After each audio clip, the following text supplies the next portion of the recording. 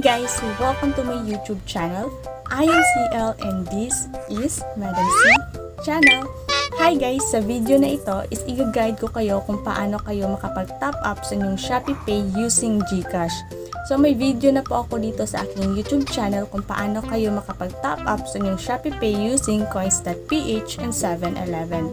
So kung gusto niyo siyang panoorin guys, after this video, pwede niyo i-click yung cards na nasa gilid or dito or nasa description box po yung link. So kung gusto niyo malaman kung paano makapag-top up sa inyong ShopeePay using Gcash, so panoorin itong video na ito. So first, make sure guys na may laman yung Gcash nyo guys bago kayo mag-transfer ng amount doon sa ShopeePay nyo. So una, i-open natin itong Shopee account natin. At dito naman sa homepage, makikita natin yung balance natin sa ating ShopeePay and yung coins natin. So pindutin natin yung balance natin sa ShopeePay.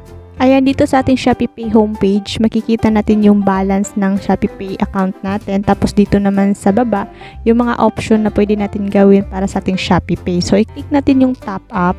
So, dito sa top up guys, makikita natin yung mga top up value na pwede natin ilagay sa ating account.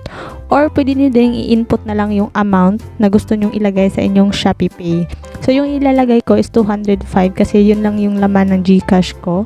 So, after that, i-click natin yung payment. Hanapin natin yung payment center or e-wallet dahil nandyan yung Gcash. So, hanapin natin yung Gcash.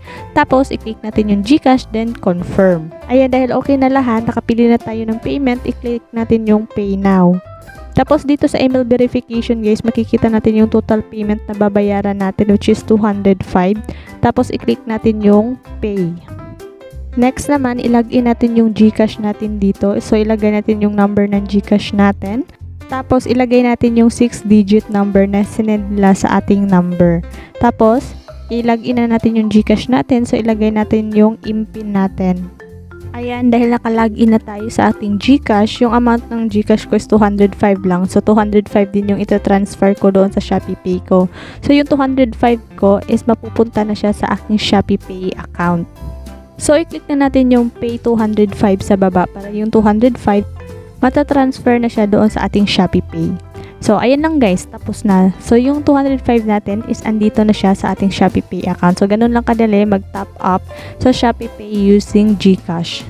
Instant to guys, so makikita nyo agad yung pera sa loob ng ShopeePay nyo. Ayan, so ayan yung balance natin na 236 kasi nadagdagan siya ng 205 pesos. So, thank you for watching this video. I hope nakatulong ito.